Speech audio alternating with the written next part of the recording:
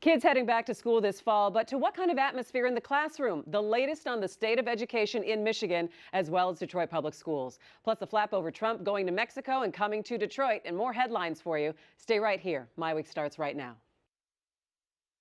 Did you know Roush Enterprises was selected by Google to assemble a test fleet of 100 prototype self-driving cars in 2015? It also produced the new Domino's delivery cars. And speaking of Domino's sells well over 2 million pizzas per day around the world, and half of their sales are digital. These are just some of the ways Michigan's pioneers started out as small companies with big ideas. We are business leaders for Michigan. We are committed to making Michigan a top 10 state for jobs, personal income, and a healthy economy. Funding is also provided by Delta.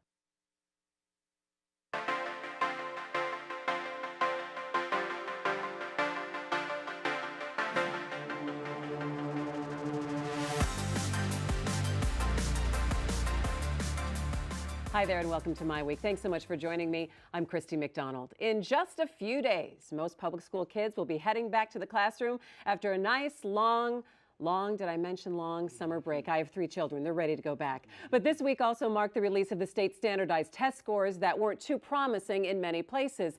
Now, you may not have kids in school, but how our state educates kids and how they may or may not achieve has a large impact on our long-term success and growth as a state. So we are taking a look at the M-STEP results, what they really mean. What are some of the biggest problems our state is facing in trying to close the achievement gap? Plus the push against the state reform office taking over academics in struggling districts. And we'll specifically zero in on Detroit Public Schools, what the city is doing to fix building conditions there, plus what has to happen during this school year for DPS to continue to be a viable district. We are tackling all of that tonight with an education roundtable. Now, some of our guests have been here before, others are new to MiWeek. Of course, our MiWeek contributor, Stephen Henderson from the Detroit Free Press is here. It's good to see you, Stephen. Nolan Finley is off tonight. And also joining us is Chastity Pratt Dawsey. She is a reporter for Bridge Magazine. Welcome back to MiWeek, Chastity. Thanks for having me. Good to see you. And also Ken Whipple. He's the former CEO of CMS Energy, now the chairman of Michigan Achieves, which is an initiative of the Education Trust Midwest. You also may recognize him from working on Detroit's Financial Advisory Board. Ken, welcome to MiWeek. It's good to have you here. Yeah. And finally, Erin Einhorn. She is the editor of Chalkbeat Detroit, which is a nonprofit news organization covering schools around the country. And Erin, this is your first time on MiWeek. Welcome. Thanks. I'm glad to be here. All right. So we have everybody locked in and ready for school to start next week. And so as we begin our discussion, and I ticked off a lot of points that I'd like to cover tonight, a lot of discussion points. But I'd love to get from each one of you as we start off an overview of how you think we're situated here with education in the state of Michigan and some of the challenges that we're facing. And Stephen, I'm going to start with you. Yeah, well, I mean, I think we're in a bad space. We don't spend as much as we should on education. We don't have the systems of accountability in place that we should for schools and teachers, the supports that teachers need. And if you look at where we are and sort of the comparison between us and other states, you know, we used to be a top 10 state in education. Now we're sort of middle of the pack, and I think that's because of all of those things. We have not kept our sort of focus where it should be, or our commitment where it should be, to make sure that we have great public schools available for everybody in the state. And some studies and results have shown that we could take a significant slide in the next 10 to 15 years if we don't do something to change it. Chastity, let me get your input on where you think we are. Give me a general feel of where you think we are in Michigan right now. There's no doubt we're a bottom 10 state in all the indices. And you know, like Stephen was saying, we don't put the effort in to make the schools better. I mean, really, school reform takes reform of your finances, reform of what happens in the classroom, reform of how you educate and train your teachers. And that's what we need here, true reform from top to bottom. And everyone has to get on the same accord, on the same playbook, and stick to a plan of action. We've not seen that in Michigan. All right, Ken, and you're working to make Michigan a top 10 state when it comes to education again. So what are your thoughts on an overview? I think we know what to do when you look around at some of the states that are cleaning our clock in education, but we can't bring ourselves to do it. And it's not only the money and the things that go on in the schools like others have mentioned here, it's the fact that from a governance standpoint, we really have kind of a screwy situation. In Massachusetts, for example, head and shoulders the best state in the country on K-12 education. it's the governor's responsibility. The Board of Education reports to him, the Chief Education Officer reports to him. In Michigan, we've got this fragmented thing where the Board of Education is elected. Most voters don't pay a whole lot of attention to that. We have a state superintendent. None of those report to the governor or have anything to the governor. So I love Brian Whiston, the state superintendent. He's a good guy, and he set the right objective. He wants Michigan to be a top 10 state. But the way we're organized, he doesn't have a chance, in my view, to succeed. All right, so it's a governance issue. I want to talk about that as well in the state reform office. Erin, go ahead and give us what your thoughts are. I mean, what I think what is most concerning to me is not just that the state is so far behind on all the different indices, and not just test scores. Obviously, a lot of other ways of measuring schools. Michigan is not where it used to be. I don't know that I would be quite as alarmed by it if I saw a real plan. But I don't see a plan. I see, a lot of people pointing fingers, saying, "Oh no, well, we can't do that, and we can't do that." A lot of people are against a lot of things. But even, when the test scores came out the other day, one of the comments from a state official is, "Well, we're really going to look at this, and we're going to come up with a solution." And I was like, "Oh, you're going to look at it." When? Not only is there not a plan, there's no discussion of creating a plan. Well, and that solution for some people says, well, how about we change the test? So let's jump into that and talk about how we saw the M-STEP results. Now, the M-STEP, for people who aren't totally familiar, replaced the MEEP test, which is a standardized test in the state of Michigan. And so this is the second year that it's been given. And so when these results came out this week that weren't very good. I mean, they were flat in English, they were flat in math, they were up a little bit in science, and they were down a little bit in social studies. What is the significance of seeing these results? And Stephen, let me start with you. Why should we care so much in the second year of a test like this? Well, I mean, it's a yardstick. It's part of the yardstick, right? Here's where you are. Here's where you measure up against the standards that we've agreed are going to be the standards for testing in the state. And, it's an important tool for people who plan curriculum and instruction to say, all right, well, to get to this point, we've got to do these things. But I do agree that, you can't read too much into it because it is the second year. It is a harder test than the test we were administering before. It's calibrated to an entirely different set of standards. So kids are not supposed to be doing that well on it now. It's about how they progress over time. And our problem in Michigan, of course, has been the impatience of not wanting to wait to see how well things turn out. And people say, well, this test is too hard, or it's not measuring the right thing, so let's go do something else and then start all over again. What I hope happens is that we say, look, consistency is the most important thing in testing over time. Let's stick with this, see how we can sort of move people up the ladder. Why shouldn't we get rid of this, Ken? We should not get rid of this. It's an incredible tool to help teachers know what to focus on. It's interesting. You wrote something this week and you said, it's all about being honest about how we are doing and not being afraid of what the data tells us. Well, exactly. And we knew it was not going to be good. But if you're a teacher, wouldn't you want to, or a parent, wouldn't you want to know how your kids stack up to schools across the state, as to how they stack up on other states? Because ultimately, these kids are going to have to compete with kids not only in America, but around the world. And not to want to know where we stand, I think is awful. It's kind of like if you get a bad report card and the response should be, well, we ought to make the grading standards easier. It's silly, I think. Well, I don't think that the calls to change the M-STEP or get rid of the M-STEP are necessarily about like, oh, we're getting bad grades, let's get rid of the graders. I think not just in Michigan, but across the country, there's a lot of conversation around this model we've been using in this country for decades, where we're going to test the kids once a year and draw all kinds of conclusions from that. And in fact, the technology has advanced in such a way that you can now test children throughout the year, and a lot of schools and a lot of teachers are using tests like that are going to give teachers feedback throughout the year. So, that child is, not just getting, 30% or whatever the score is, but is deficient in the following skills and things like that.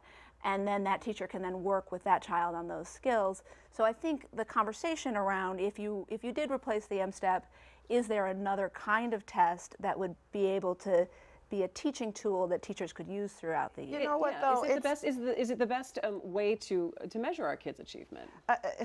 we've always measured achievement, whether it's a spelling test or whatever And it don't is. you have to? And let's be for real. Who complains about a test? People who don't do well on it. If we were doing very well on this test, there would be Everyone no would be debate happy. over whether we should keep it. Well, or I not got an keep A. it. I don't know about you people. Exactly. And so it's the great debate about testing, to test or not to test, how much to test, what's the value of the test, who should be tested, who shouldn't be tested.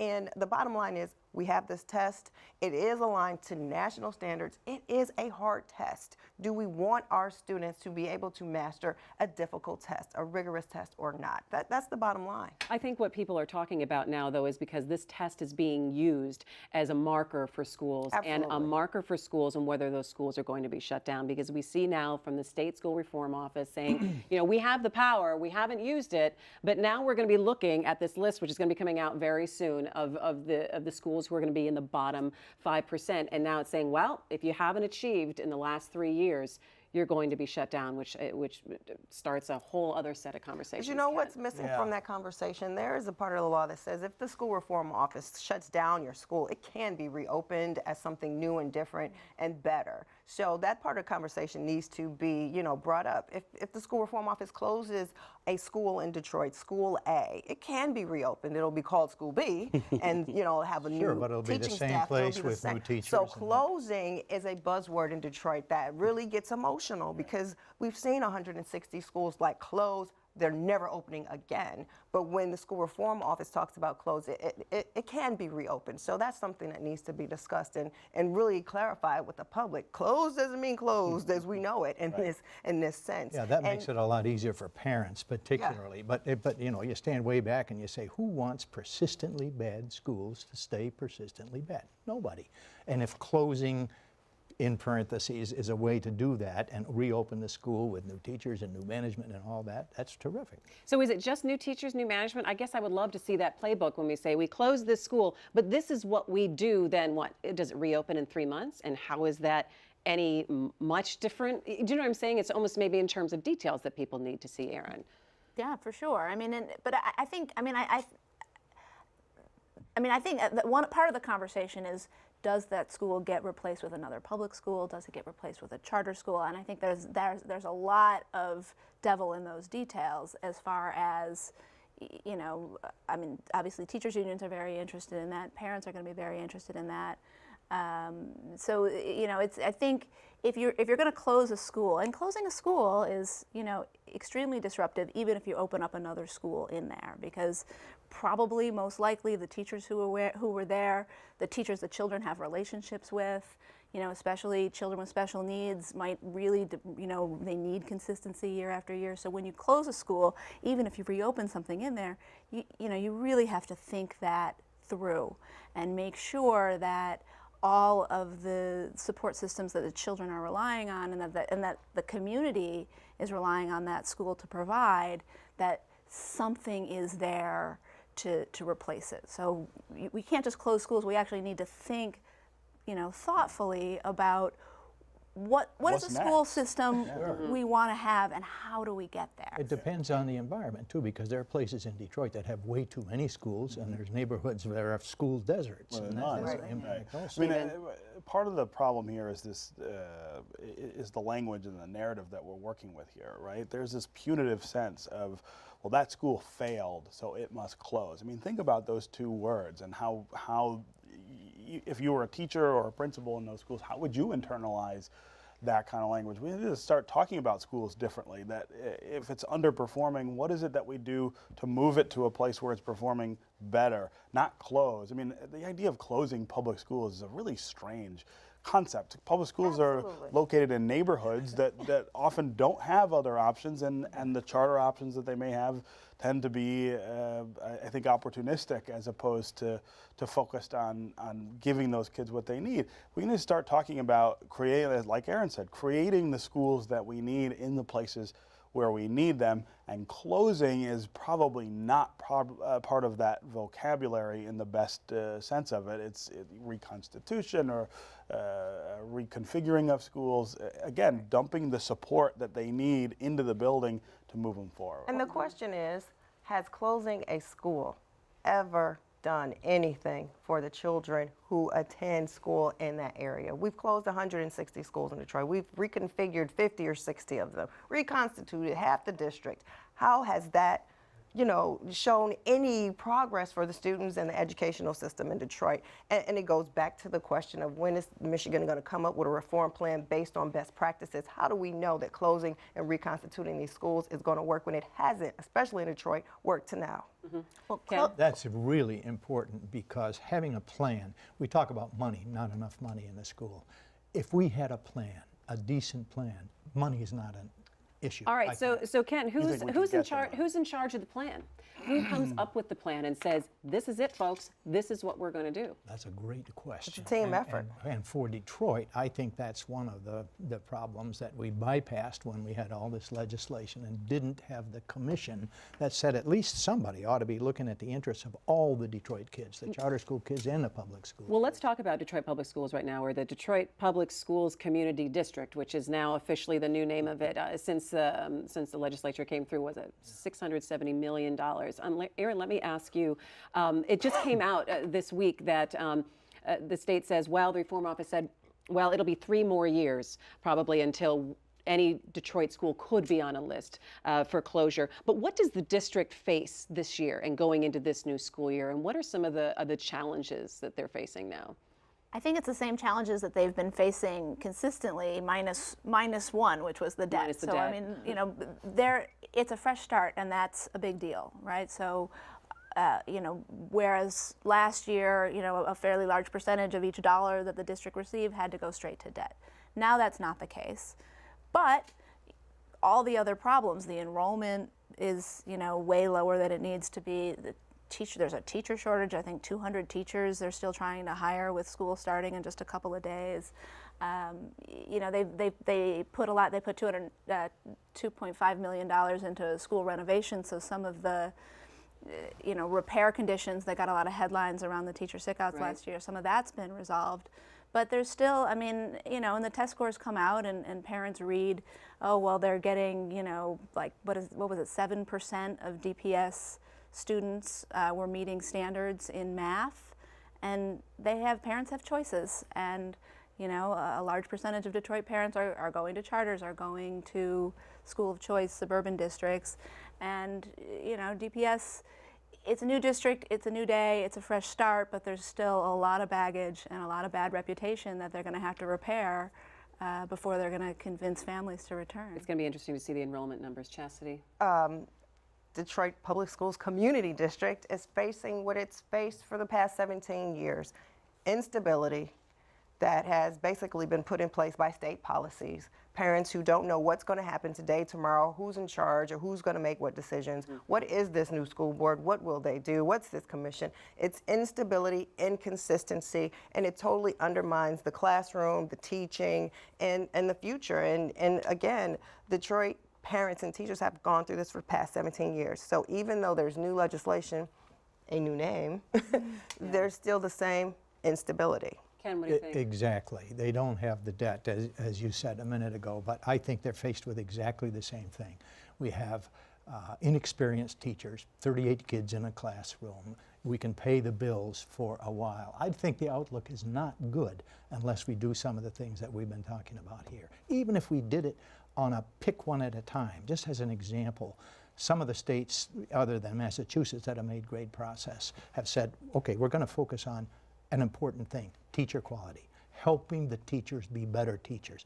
Tennessee, which passed Michigan in the last 10 years, took 1,000 of the best veteran teachers and made them into full-time coaches. It's unfair to take a young kid from Eastern Michigan and put him in a classroom of second graders, 38 kids in the class. We are never going to succeed unless we focus on some things like that.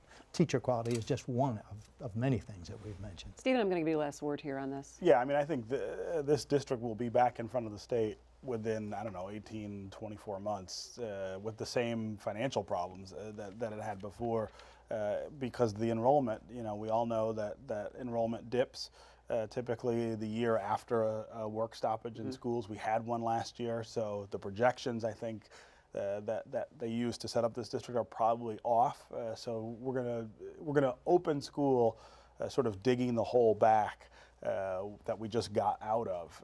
And it's really not fair. I mean, I think it's a very sort of cynical ploy to sort of set them up without the tools to succeed, and then they will be blamed for failing. The new school board, the new superintendent will be tarred and feathered for not succeeding. Well, this is just the beginning of, I think, what is going to be an ongoing conversation here in the state of Michigan, and I'm glad that you could be here with us today. Erin Einhorn from Chalkbeat, Detroit, thanks so much. Ken Whipple from Michigan Achieves. Yes. All right, thanks so much for coming in. And Chastity Pratt Dawsey, you can read her in Bridge Magazine. Thanks, Chastity. It's always good to see you. Thanks. All right, we want to let you know to mark your calendars for a live MiWeek on the road. We will be in Detroit Thursday, September 22nd for a full-hour live show devoted to education. Now it's time for some headlines.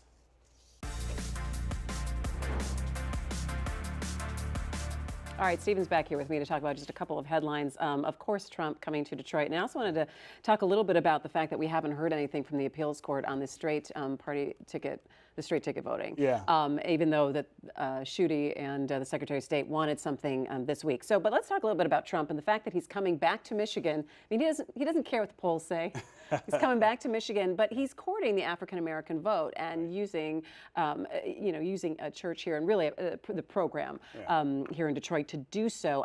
Do you think? Well, so he says that's what he's doing. So he said that's what he's doing, but I think the more sort of studied analysis is that he is trying to soften the edge of white voters who are now seeing him as a racist and seeing him as somebody who's insensitive to racial tensions and things like that. He has almost no chance of convincing African Americans to vote for him, but he will get killed in November if he can't convince middle-class white voters to vote for him. And most of them, or a lot of them, also are concerned about race and racial tensions. And the way that he has sort of characterized those things so far is pushing them away. And that's what part of what is behind his slip in the polls. Do you really think that he's going to come here and try to be a little moderate? Because so many times people have said, well, Trump, he's going to kind of soften it a little bit. He's going to go moderate. And you saw last night his speech on immigration. There was nothing moderate about that. I think what he's trying to do is look reasonable, right? Is look like somebody who will stand next to the president of Mexico and talk about immigration, even though they disagree.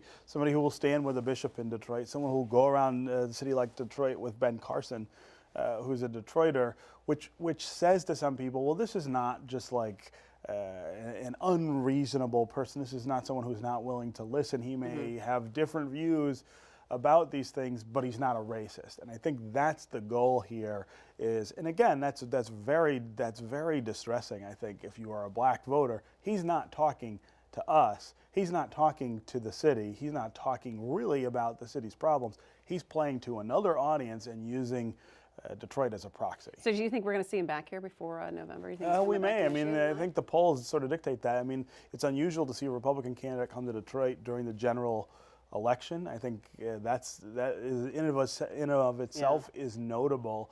But if the polls continue the same way they will, he probably will have to come back or go to another African American city to make his point. All right, and speaking of the election, we only have about 25 seconds left yet. We still don't know about a week out from the ballots about a straight party ticket, which I think is really my sense is that the courts will say you got to keep straight ticket voting, but who knows when they're going to do it. All right, well, we'll be looking for that. It's good to see you. Good to see you back. Have a great weekend. That's going to do it for MiWeek. Thanks so much for joining us. Check us out on Facebook and on Twitter. We are there. And, of course, MiWeek.org. Thanks so much for supporting Detroit Public TV. We couldn't do this show without you. Have a great holiday weekend. We'll see you next time. Take care.